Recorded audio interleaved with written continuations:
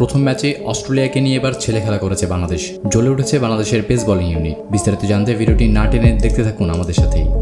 শুরুতেই ফিরে গিয়েছিলেন সাইফ হাসান, এরপর ঝড় তুলেছেন নাজমুল হোসেন শান্ত ও তানজিদ হাসান তামিম। তবে দুজনেই 50-র পর আর উইকেট থাকতে পারেননি। ইনিংসের মাঝে দ্রুত 3 উইকেট হারিয়ে চাপে পড়েছিল তখন বাংলাদেশ। প্রায় 4 বছর পর প্রত্যাবর্তন হওয়া মোসাদ্দেক হোসেনের সৈকতের ক্যারিয়ারে সেরা ইনিংসটা অস্ট্রেলিয়ার বিপক্ষেই খেলে ফেললেন।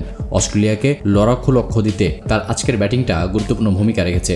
যে কথা না বললেই নয়, এমনকি বোলিংয়ে এসেও দুর্দান্তভাবে ডেলিভারি দিচ্ছিলেন। একের পর এক পেয়েছেন 2টি উইকেট। তাই তো দিন শেষে ম্যাচ সেরাও নির্বাচিত হয়েছেন মোসাদ্দেক হোসেন সৈকত।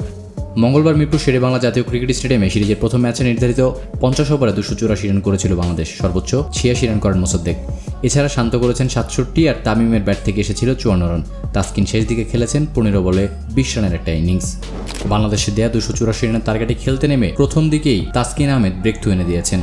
পরবর্তীতে মুস্তাফিজ, মোসাদ্দেক, নাহিদ রানাদের একের পর এক ডেলিভারি সামলাতে ব্যর্থ হচ্ছিল অস্ট্রেলিয়ার ব্যাটাররা। টপটপ উইকেট হারিয়ে একের পর এক ভুল শট খেলতে থাকে অস্ট্রেলিয়ার ব্যাটাররা। ফলশ্রুতিতে ম্যাচটিতে পরাস্ত হয়েছে অস্ট্রেলিয়ার ব্যাটাররা।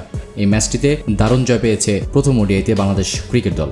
শুভ কামনা রইল তাদের জন্য। এই ছিল দর্শক আমার হাতে থাকা সর্বশেষ খেলার আপডেট। প্রতিনিয়ত খেলার সংবাদ সবার আগে পেতে সাবস্ক্রাইব করুন এখনই।